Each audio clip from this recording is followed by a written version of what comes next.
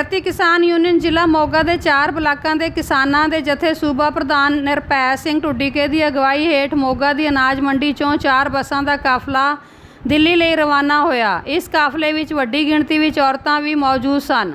ਇਸ ਮੌਕੇ ਸੰਬੋਧਨ ਕਰਦਿਆਂ ਨਿਰਭੈ ਸਿੰਘ ਢੁੱਡੀਕੇ, ਜ਼ਿਲ੍ਹਾ ਪ੍ਰਧਾਨ ਪ੍ਰਗਟ ਸਿੰਘ ਸਾਫੂਵਾਲਾ ਅਤੇ ਕਰਮਜੀਤ ਮਾਣੂਕੇ ਨੇ ਕਿਹਾ ਕਿ ਭਾਜਪਾ ਤੇ ਉਹਨਾਂ ਦਾ ਆਈਟੀ ਸੈੱਲ ਕੂੜ ਪ੍ਰਚਾਰ ਕਰਕੇ ਕਿਸਾਨ ਮੋਰਚੇ ਨੂੰ ਖੇਰੂ ਕਰਨ ਦੀ ਕੋਸ਼ਿਸ਼ ਕਰ ਰਿਹਾ ਹੈ, ਪਰ ਸੰਯੁਕਤ ਕਿਸਾਨ ਮੋਰਚਾ ਆਪਣੀਆਂ ਮੰਗਾਂ ਨੂੰ ਲੈ ਕੇ ਕੇਂਦਰ ਸਰਕਾਰ ਅੱਗੇ ਚਟਾਨ ਵਾਂਗ ਖੜਾ ਹੈ ਤੇ ਸਮੁੱਚੇ ਪੰਜਾਬ ਵਿੱਚੋਂ ਵੱਡੀ ਗਿਣਤੀ ਵਿੱਚ ਕਿਸਾਨ ਮੋਰਚੇ ਵਿੱਚ ਪਹੁੰਚ ਰਹੇ ਹਨ।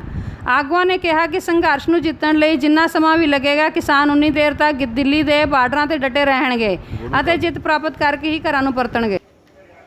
ਇਹ ਮੋਗੇ ਜ਼ਿਲ੍ਹੇ ਦਾ ਜਥਾ ਕਿਰਤੀ ਕਿਸਾਨ ਯੂਨੀਅਨ ਦੀ ਸੂਬਾ ਪ੍ਰਧਾਨ ਨਿਰਭੈ ਸਿੰਘ ਦੀ ਅਗਵਾਈ ਦੇ ਵਿੱਚ ਦਿੱਲੀ ਨੂੰ ਰਵਾਨਾ ਹੋਣ ਜਾ ਰਿਹਾ।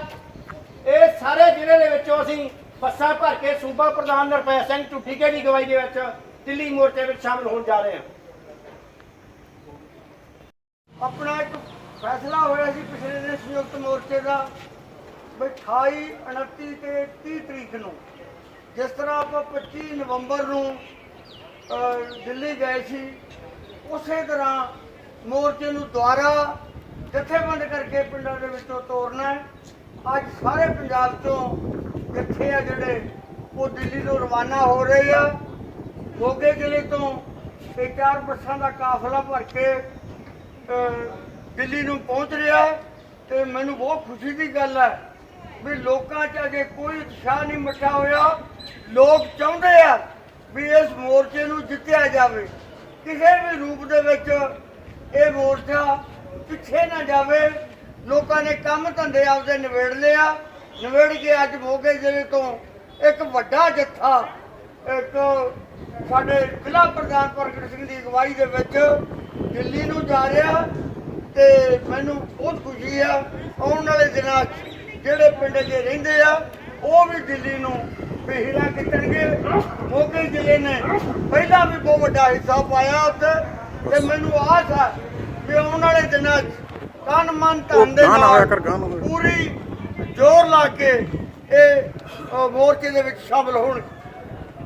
ਕਿਸਾਨ ਮਜ਼ਦੂਰ ਏਕਤਾ ਜਿੰਦਾਬਾਦ, ਜਿੰਦਾਬਾਦ, ਕਿਸਾਨ ਯੂਨੀਅਨ ਜਿੰਦਾਬਾਦ, ਜਿੰਦਾਬਾਦ, ਜਿੰਦਾਬਾਦ, ਕਿਸਾਨ ਯੂਨੀਅਨ ਜਿੰਦਾਬਾਦ, ਜਿੰਦਾਬਾਦ, ਜਿੰਦਾਬਾਦ, ਮੋਦੀ ਸਰਕਾਰ ਮੁਰਦਾਬਾਦ, ਮੁਰਦਾਬਾਦ, ਮੁਰਦਾਬਾਦ, ਮੋਦੀ ਸਰਕਾਰ ਮੁਰਦਾਬਾਦ, ਮੁਰਦਾਬਾਦ, ਮੁਰਦਾਬਾਦ, ਮੋਦੀ ਸਰਕਾਰ ਮੁਰਦਾਬਾਦ, ਮੁਰਦਾਬਾਦ, ਮਜ਼ਦੂਰ ਮੁਲਾਜ਼ਮ ਏਕਤਾ ਜਿੰਦਾਬਾਦ, ਜਿੰਦਾਬਾਦ, ਜਿੰਦਾਬਾਦ, ਮੋਦੀ ਸਰਕਾਰ ਮੁਰਦਾਬਾਦ, ਮੁਰਦਾਬਾਦ, ਮੁਰਦਾਬਾਦ, ਕਾਲੇ ਕਾਨੂੰਨ ਰੱਦ ਕਰੋ, ਰੱਦ ਕਰੋ, ਰੱਦ ਕਰੋ, ਮੋਦੀ ਸਰਕਾਰ ਹਾਏ ਹਾਏ ਹਾਏ ਹਾਏ ਮੁਰਦਾਬਾਦ, ਕਿਰਤੀ ਲੋਕਾਂ ਦਾ ਏਕਤਾ ਜਿੰਦਾਬਾਦ, ਜਿੰਦਾਬਾਦ, ਜਿੰਦਾਬਾਦ, ਕਾਲੇ ਕਾਨੂੰਨ ਰੱਦ ਕਰੋ, ਰੱਦ ਕਰੋ,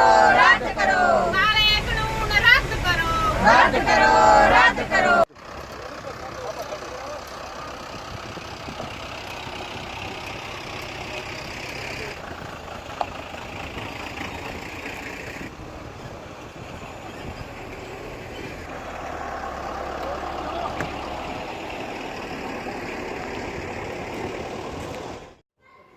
ਅੱਜ ਅਸੀਂ ਜੋ ਕਿਸਾਨੀ ਅੰਦੋਲਨ ਜੋ ਮੋਰਚਾ ਦਿੱਲੀ ਦੇ ਵਿੱਚ ਲੱਗਿਆ ਹੋਇਆ ਕਿਸਾਨਾਂ ਦਾ, ਉਹਨੂੰ ਤਕਰੀਬਨ 6 ਮਹੀਨੇ ਹੋ ਚੱਲੇ ਆ। ਸਰਕਾਰ ਟਸ ਤੋਂ ਮਸ ਨਹੀਂ ਹੋ ਰਹੀ। ਕੁਛ ਪਿਛਲੇ ਦਿਨਾਂ ਦੇ ਵਿੱਚ ਹਾੜੀ ਦੀ ਰੁੱਤ ਕਰਕੇ ਕਿਸਾਨਾਂ ਨੇ, ਮਜ਼ਦੂਰਾਂ ਨੇ ਇੱਥੋਂ ਜਾਣ ਦੇ ਹੋਰ ਰਸਤੇ ਅਪਣਾਏ ਸੀਗੇ ਵੀ ਅਸੀਂ ਜੱਥਿਆਂ ਦੇ ਰੂਪ ਦੇ ਵਿੱਚ ਹਰੇਕ ਪਿੰਡੋਂ 10 ਦਾ ਜੱਥਾ ਜਾ ਵੜਦਾ ਸੀਗਾ ਤੇ ਪਹਿਲਾਂ ਗਏ ਮੁੜ ਆਉਂਦੇ ਸੀਗੇ। ਉਸ ਮੈਥ ਨੂੰ ਤੋੜਨ ਵਾਸਤੇ ਸੰਯੁਕਤ ਕਿਸਾਨ ਮੋਰਚੇ ਨੇ, ਸਾਰੀਆਂ ਜਥੇਬੰਦੀਆਂ ਦੇ ਆਗੂਆਂ ਨੇ ਹੁਣ ਇਹ ਫੈਸਲਾ ਕੀਤਾ ਵੀ 27, 28, 29, 30 ਤੱਕ ਪੂਰੇ ਪੰਜਾਬ ਦੇ ਵਿੱਚੋਂ ਜਿਵੇਂ ਹਾੜੀ ਤੋਂ ਪਹਿਲਾਂ ਸੀਜ਼ਨ ਤੋਂ ਪਹਿਲਾਂ ਜੱਥੇ ਜਾਂਦੇ ਹੁੰਦੇ ਸੀ, ਉਸੇ ਤਰ੍ਹਾਂ ਹੀ ਹੁਣ ਫੇਰ ਦੁਬਾਰਾ ਜੱਥੇ ਜਾਇਆ ਕਰਨਗੇ। ਉਹ ਵਾਰੀਆਂ ਵਾਲੇ ਅੱਡ ਜਾਣਗੇ, ਇਹ ਜੱਥੇ ਆ ਜਿਹੜੇ ਇਹ ਵੀ ਉੱਥੇ ਰਹਿਣਗੇ ਤੇ ਉਸੇ ਤਰ੍ਹਾਂ ਜਿਵੇਂ ਇਹ ਤੋਂ ਪਹਿਲਾਂ ਚੱਲਦਾ ਸੀ ਹਾੜੀ ਤੋਂ ਉਸੇ ਤਰ੍ਹਾਂ ਅੰਦੋਲਨ ਨੂੰ ਦੁਬਾਰਾ ਫੇਰ ਮੰਗਾਇਆ ਜਾਵੇਗਾ। ਜਿੰਨਾ ਚਿਰ ਇਹ ਖੇਤੀ ਬਿੱਲ ਰੱਦ ਨਹੀਂ ਹੁੰਦੇ, ਮੋਦੀ ਸਰਕਾਰ ਵਾਪਸ ਨਹੀਂ ਲੈਂਦੀ, ਉਹਨਾਂ ਚਿਰ ਸਾਡਾ ਸੰਘਰਸ਼ ਇਹ 6 ਮਹੀਨਿਆਂ ਦੀ ਥਾਂ ਤੇ ਭਲਾ ਹੋਰ ਸਾਲ 6 ਮਹੀਨੇ ਲੱਗ ਜਾਣ, ਇਹ ਪੂਰਾ ਭਖਿਆ ਰਹੂਗਾ ਜਿੰਨਾ ਚਿਰ ਕਿਸਾਨ ਬਿੱਲ ਇਹ ਦੋਖੀ ਬਿੱਲ ਆ ਜਿਹੜੇ ਇਹ ਰੱਦ ਨਹੀਂ ਹੋ ਜਾਂਦੇ।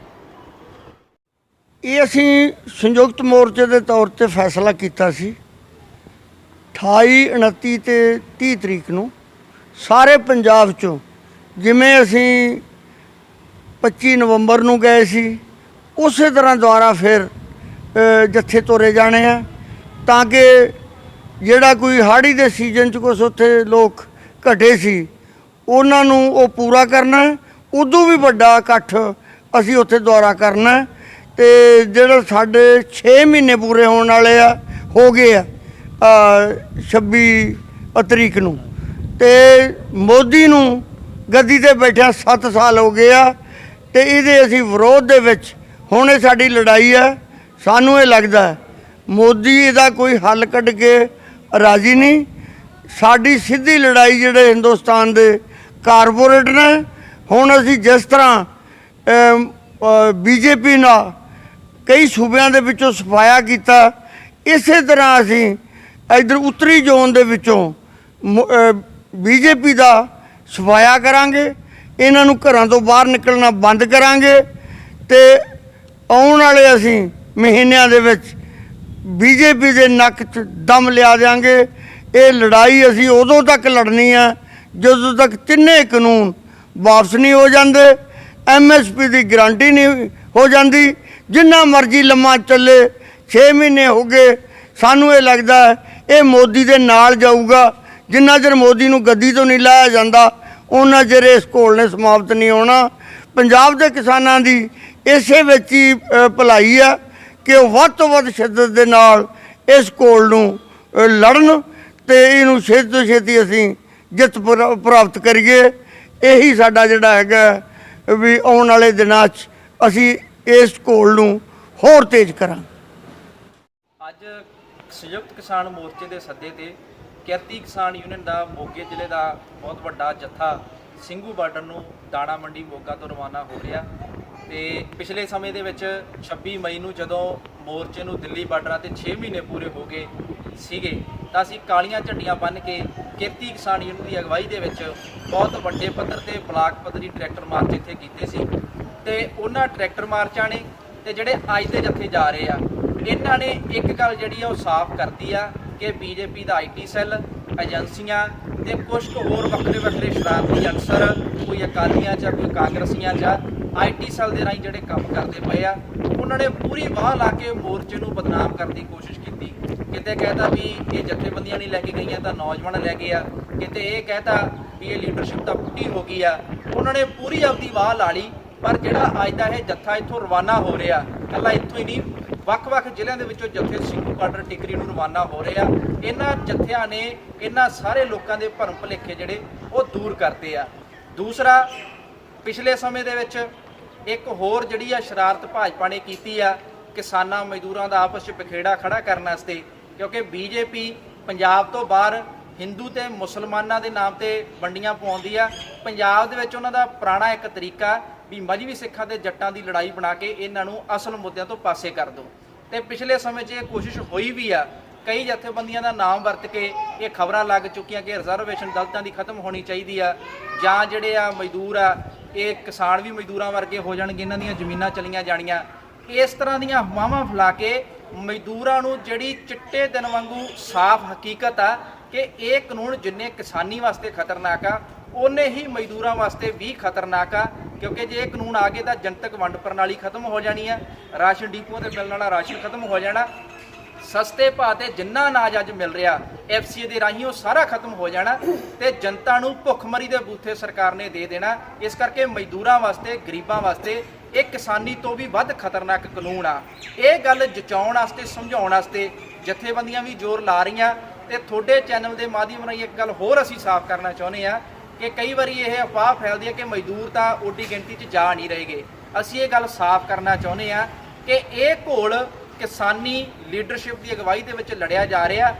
ਪੰਜਾਬ ਦੇ ਵਿੱਚ ਜਿਹੜੀ ਮਜ਼ਦੂਰਾਂ ਦੀ ਲੀਡਰਸ਼ਿਪ ਆ, ਉਹਨਾਂ ਦੀ ਕਿਸਾਨੀ ਲੀਡਰਸ਼ਿਪ ਦੇ ਨਾਲ ਸਲਾਹ ਮਸ਼ਵਰਾ ਕਰਕੇ ਇਹ ਤੈਅ ਹੋਇਆ ਕਿ ਪੰਜਾਬ ਦੇ ਜਿਹੜੇ ਮਜ਼ਦੂਰਾਂ ਦੇ ਮਸਲੇ ਆ ਉਹਨਾਂ ਤੇ ਵੀ ਘੋਲ ਖੜਾ ਕਰਨ ਦੀ ਲੋੜ ਆ। ਇਸ ਕਰਕੇ ਇੱਕ ਹਿਸਾਬ ਨਾਲ ਇਹ ਕਹਿ ਲਓ ਵੀ ਮੋਰਚੇ ਨੇ ਇਹ ਡਿਊਟੀ ਲਾਈ ਆ ਮਜ਼ਦੂਰ ਜਥੇਬੰਦੀਆਂ ਦੀ ਕਿ ਉਹ ਮਜ਼ਦੂਰਾਂ ਦੇ ਮਸਲਿਆਂ ਤੇ ਵੀ ਕਿਸਾਨੀ ਮਸਲਿਆਂ ਵਰਗਾ ਵੱਡਾ ਘੋਲ ਖੜਾ ਕਰਨ।